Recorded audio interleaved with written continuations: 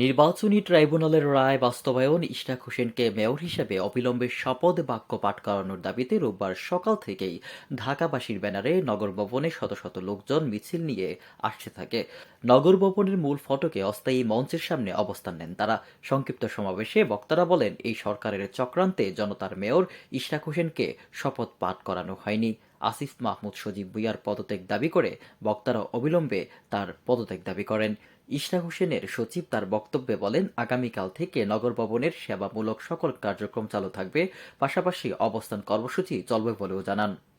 এই নগর ভবনে আমি যেগুলো উল্লেখ করেছি সেগুলো হলো নাগরিক সেবা প্রদানের জন্য যে সমস্ত অফিস খোলা থাকা দরকার সেগুলো সব খোলা থাকবে।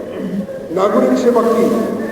এখানে জোনাল অফিস, প্রধান নির্বাহী কর্মকর্তা, সচিব, পরিবহন, বর্জ্য ব্যবস্থাপনা, ভান্ডার ক্রয়, বিদ্যুৎ, রাজস্ব, সমাজ কল্যাণ, তারপরে হলো ট্রেড লাইসেন্স, ট্যাক্স, এই স্বাস্থ্য বিভাগ, এগুলো আসলে খোলা থাকবে। এবং অর্থাৎ দৈনন্দিন নাগরিক সুবিধা পেতে কারো কোনো অসুবিধা না হয়, আমরা জোনেও একই ধরনের অফিসগুলো খোলা থাকবে, এখানেও একই ধরনের অফিসগুলো খোলা থাকবে।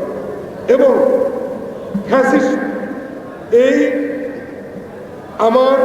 এই ফ্যাসিস্ট যারা এখানে এখনো আছে, তারা যদি এখানে আসে আপনারা জবাব দেন, তাহলে আমার 2000 যে ভাই বোন মারা গেল তাদের আপনারা এনে দেন।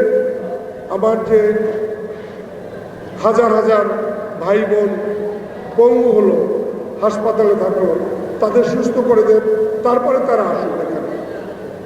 এর আগে এই ফ্যাসিস্টের দোষর, এই দুর্নীতি করেছে যারা 14 বছরে বসে, তারা এখানে আসতে পারবে না, ঢুকতে পারবে না। KTV বাংলা, বিশ্বের চোখে বাংলাদেশ।